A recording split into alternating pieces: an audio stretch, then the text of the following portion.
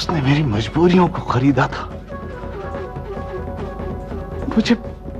मुझे बहुत गलत रास्तों पे चलने पर मजबूर कर दिया था।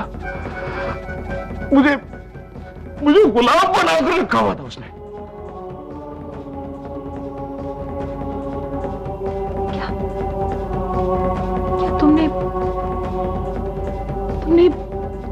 तुमने उसको मार डाला? नहीं, उसने खुदकुशी की।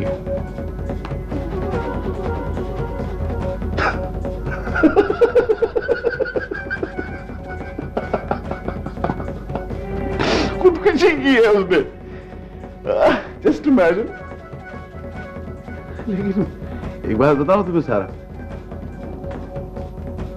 इस खेल में होता यही है, जो भी जरा सा कमजोर पड़ता है वही मारा जाता है। डैड को भी उसकी कमजोरियों ने मार डाला।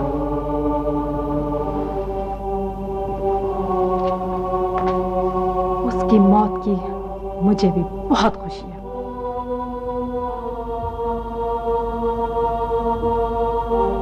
तुम्हें तो खुश होना ही चाहिए, आखिर तुम मेरी बीवी हो।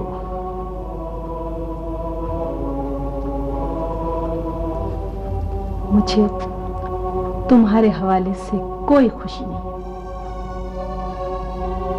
बल्कि इसलिए खुशी है कि उसने प्रोफेसर साहब की जिंदगी अजाब की हुई थी। प्रोफेसर की जिंदगी अजाब? हाँ, अगर तुम्हें थोड़ी सी कभी फुर्सत मिल जाए तो मुझसे पूछ लेना कि वो प्रोफेसर साहब के घर क्यों आया था।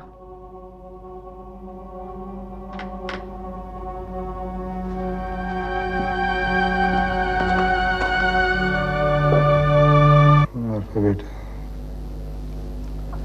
बाबा कैसी तबीयत है आपकी? मुझे छोड़ो बेटा, ईशान का बताओ, उसका क्या हुआ? क्या उसकी जमानत हो गई? आप क्यों परेशान हो रहे हैं? हो जाएगी उसकी जमानत। साले बे, मुझे झूठी तसल्लियां मत दो। बाबा ईशान की जमानत फिलहाल बहुत मुश्किल है। क्यों मुश्किल है? अरे क्या उसने किसी को कत्ल किया है क्या? बाबा बाबा प्लीज प्लीज टेंशन नहीं लें। ज़ीशान घर आ जाएगा। हम सब मिलके कुछ ना कुछ कर लेंगे। ज़ीशान घर आ जाएगा। पता नहीं, तुम लोग मुझसे कुछ छुपा रहे हो। तुम कुछ कहती हो, अरबा कुछ कहती। असल में बात यह है कि ज़ीशान जो है वो सिर्फ हेरोइन पीने के इल्जाम में नहीं बल्कि हेरोइन बेचने के इल्जाम में भी पकड़ा गया है। और इसी वजह से उसकी जो जमानत है वो इतनी दुश्वारियां पेश कर रही है। शाबाश ज़ीशान,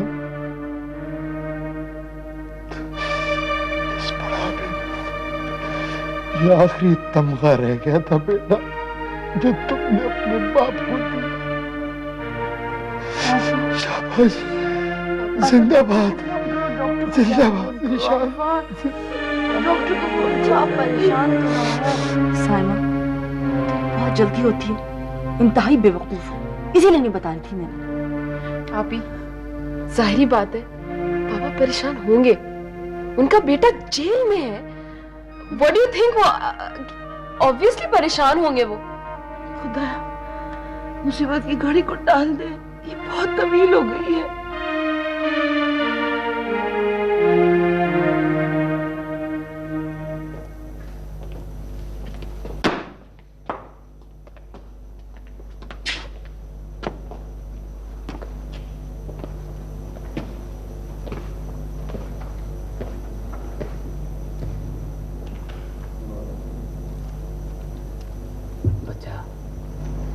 तुझे घर वाले याद आ रहे हैं ना? हैं? घर वाले, यार, दोस्त, सब याद आ रहे। बेटा, जब जेल में मैं आया था ना, बिल्कुल तुम्हारी तरह था। हर चीज याद आती थी। रफ्ता रफ्ता सब कुछ भूल गया, और अब तुम भी भूल जाओ। मगर बेटा, इतनी छोटी सी उम्र में तुमने ये रोग क्यों लगा लिया? मैं बेकसूर हूं। मैं प्रोफेसर अनायत अली का बेटा हूं।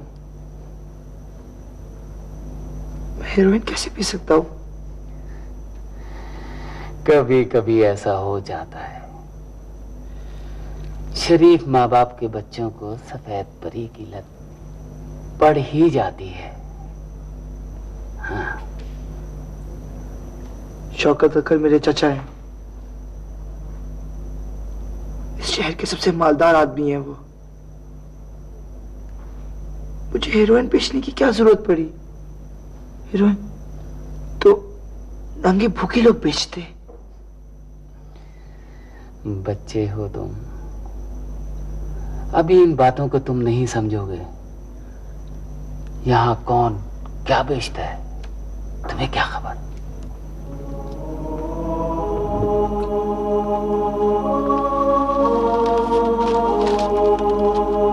आंसू, तेरे लिए सर का एक ऑर्डर है, अर्जेंट। हुकुम करो साईं, हुकुम। हम इसीलिए तो यहाँ पड़े हुए हैं। सर का हुक्म है कि जीशान साहब का खास ख्याल रखा जाए। ये इनके भतीजे हैं। ये सर के भतीजे और हम सर के गुलाम। मेरा सलाम कहना सर को, और कहना कि बहुत दिन हो गए ताजा हवा खाए हुए। चचा जान से कहना कि जी यहाँ नींद नहीं आती है।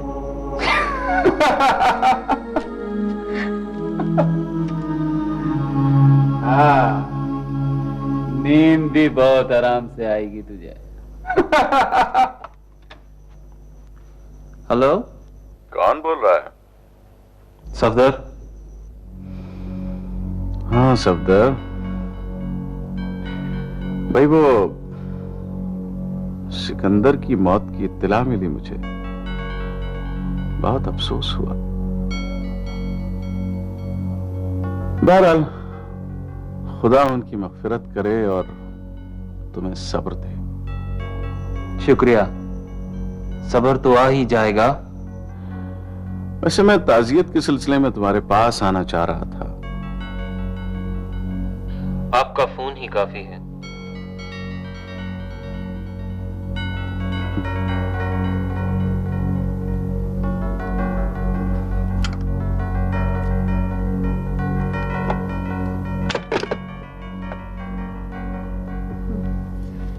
बहुत दिनों बाद आपका आना हुआ। बताइए कैसी हैं? बस ठीक हूँ। पिछले दिनों मसरूफियत इतनी रही कि मैं आ नहीं सकी। जी। अब अस्सलाम वालेकुम। वालेकुम सलाम। आओ बेटो, बैठो। जी, कैसी हैं आप? ठीक हूँ। जीशान का मैंने अखबार में पढ़ा था, बहुत अफसोस हुआ मुझे। हाँ बहन, बस किसी जालिम ने मेरे मासूम बच्चे को कैसे फंसा दिया। आपको भी औलाद पर नजर रखनी चाहिए। जी, मैं तो लोगों को जवाब देते देते थक गई हूँ। बहुत बदनामी हो रही है हमारे खानदान की। तो हमें तो जैसे बहुत खुशी हो रही। आप अपने दिल पे हाथ रखकर ही बात कही। दिल पे हाथ रखकर ही बात कर रही हूँ। आरफा की वजह से मेरा बेटा रिश्तों की जेल में जिंदगी गुजार रहा है। जी, मेरी वजह से? आरफा, तुम चुप रहो, बड़ों के बीच मत बोलो, मुझे बात करने दो। अम्मी, मेरा मामला है और आंटी के सवालों का जवाब भी मैं ही दूंगी। आरफा प्लीज कहिए। तुम यहाँ आके इत्मीनान से बैठ गई हो और शौहर का जरा बराबर भी ख्याल नहीं तुम्हें। अच्छा, मैं इत्मीनान से बैठी। सोचिए कि आप क्या कह रही हैं। दुख सुख तो दुनिया में आते ही रहते हैं, मगर कोई समझदार लड़की इस तरह अपना घर बर्बाद नहीं करती। घर बर्बाद? अपने बेटे से पूछे जाके कि घर किसने बर्बाद किया है। मैं नासिर को जानती हूं, वो बेकसूर है। बेकसूर नहीं, वो तो बहुत मासूम है। कमल भी यही कह रही थी आप दोनों के बारे में। कमल? अच्छा, तो वो डायन यहां तक पहुंच गई। अब ये तो आप उसी से जाके पूछिए कि डायन वो है या। आरफा चुप रहो। अम्मी, मुझे बात करने दीजिए। आप मुझे सिर्फ ये बताइए कि आपने हम लोगों को धोखा क्यों दिया, और जब तक आप मेरे सवाल का जवाब नहीं देंगी मैं घर नहीं आऊंगी। घर तो तुम्हें आना ही पड़ेगा, और अगर नहीं आओगी तो तलाकनामा पहुंच जाएगा घर पर। बहन, ये आप क्या कह रही हैं? मेरी बात तो सुनिए। कोई बात नहीं सुननी मुझे बाप की, बहुत बातें सुन ली मैंने, अब कोई बात नहीं सुननी। सुनिए तो सही, आप कहाँ जा रहे हैं? अम्मी, जाने दीजिए। आरफा बेटा, तुमने ये क्या किया? आगे कम मुसीबतें हैं इस घर पे। अम्मी, मैंने बिल्कुल ठीक किया है। मैं उस दोज़ख में मजीद नहीं रह सकती। अम्मी, मैं नहीं रह सकती वहां पे। ज़े नसीब, आज तो लगता है कि पुराना मौसम लौट आया।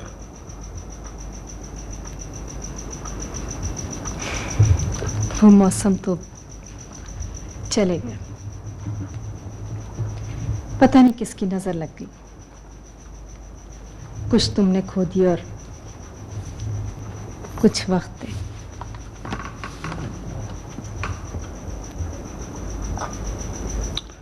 खैर, तुम मुझे ये बताओ कि डैड प्रोफेसर के घर क्यों गया था?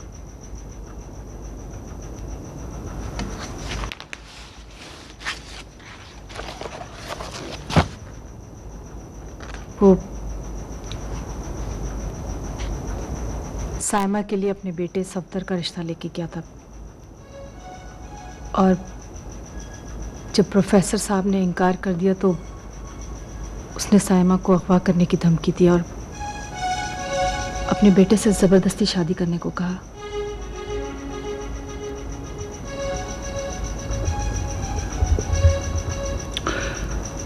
डैड तो मर चुका, मगर अभी उसका बेटा तो जिंदा है। तो फिर मैं क्या करूं?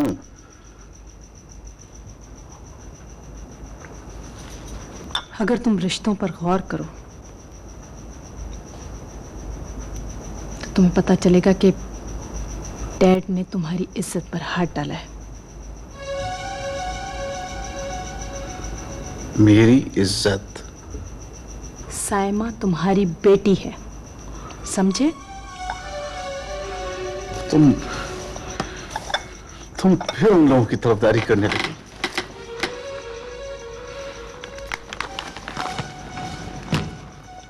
मत याद दिलाओ मुझे ये पुराने रिश्ते। मैं आज तुमसे एक बात पूछ कर रहूंगी, आखिर प्रोफेसर ने ऐसा कौन सा गुनाह किया जिसे तुम माफ नहीं कर सकते? और हम तुम सुन नहीं सकोगी सारा, लेकिन मेरे कानों में अब तक अपनी मजलूम मां की चीखें गूंज रही हैं। प्रोफेसर की मां ने मेरी मां को नौकरों से भी बदतर समझा। उस बेचारी पर इतने जुल्म ढाए कि वो खून थूक थूक कर मर गई, और मैं जागीरदार अख्तर अली खान का बेटा एक एक पैसे को तरसा, मुझे तालीम से महरूम रखा गया। मैंने बासी रोटियां खाई, दर दर की ठोकरें खाई, और तुम मुझसे पूछती हो कि उस बेचारे प्रोफेसर का गुनाह क्या है? मुझे ये बताओ, आखिर इसमें प्रोफेसर साहब का क्या कसूर है? वो अपनी माँ को रोक सकता था, रोक सकता था वो अपनी माँ को। हो सकता है वो मजबूर हो, ये भी तो हो सकता है। लेकिन वो उस वक्त तो मजबूर नहीं था जब मैं थाने में मुजरिम बना खड़ा था। काश प्रोफेसर उस वक्त मेरी जमानत ले लेता तो आज मैं कुछ और इंसान होता। एक सीधे रास्ते पर चलने वाला, एक जिंदा दिल इंसान, मुस्कुराहटों के फूल लुटाता, खुशियां बिखेरता, मोहब्बतों की गीत गुनगुनाता हुआ एक इंसान। सारा, मैं कैसा इंसान होता,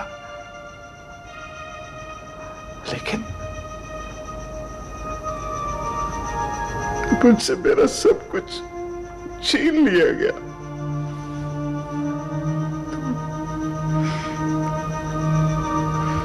तुम अब भी उस रास्ते पर आ सकते हो शौकत।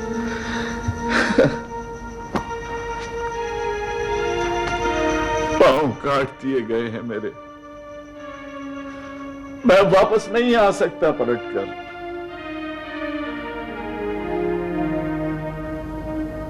उस वक्त मैं मजबूर था, अब मैं सबको मजबूर देखना चाहता हूं।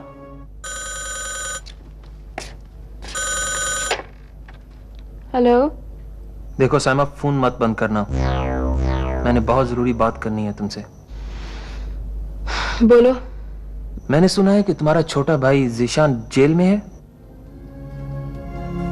तुम्हारा इससे क्या मतलब? मतलब है, तुम्हारा हर दुख मेरा दुख है, तुम्हारी हर खुशी मेरी खुशी है। बकवास बंद करो, मेरा तुमसे कोई ताल्लुक नहीं है। तुम मानो या ना मानो, ताल्लुक तो है तुम्हारे साथ। मगर ये बात जरा गौर से सुनो, अगर तुम चाहो तो जीशान को अभी और इसी वक्त जेल से छुड़ा सकता हूँ। मुझे तुम्हारा कोई एहसान नहीं चाहिए। हाँ, मिली थी मैं उससे, मैंने खुलकर बात की है। उसकी रवैये में जरा सी भी लचक नहीं है।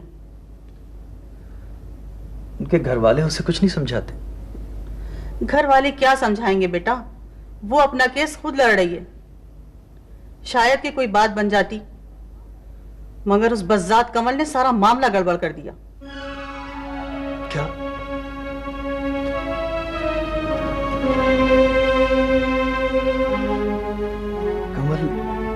कमल आरफा के पास भी पहुंच गई?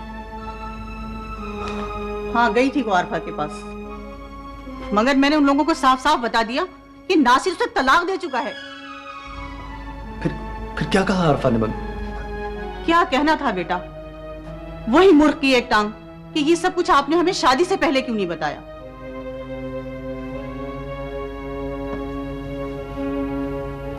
ये भी उसूल की बात है मम्मी, गलती हमारी है। उसूल मत समझाओ मुझे, वो अब नहीं आएगी। वो बहाने तलाश कर रही है। हम चाहे कुछ भी कर लें नासिर, ऐसी लड़कियों का मिजाज एक ही बात से दुरुस्त हो सकता है कि उन्हें तलाकनामा भेज दिया जाए। तलाकनामा? मम्मी, ये कोई सब्जी नहीं है कि इस दुकान से नहीं मिली तो उस दुकान से खरीद ली। और तलाक का मतलब जानती हैं आप? बदनामी और रुसवाई सिर्फ और सिर्फ मेरी। लोग क्या कहेंगे, एक को भी तलाक दे दी और दूसरी को भी नहीं रख सका। मैं ऐसा नहीं कर सकता मम्मी।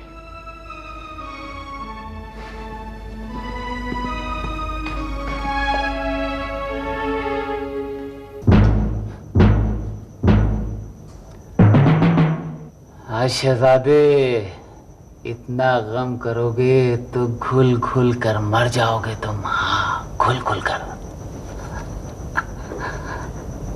तो फिर मैं क्या करूं? हाँ, आखिर मुझे किस जुर्म की सजा मिल रही है? नया दाना नया पानी, धुएं में उड़ा दो अपने गम को। हाँ, नहीं, मैं सिगरेट नहीं पीता।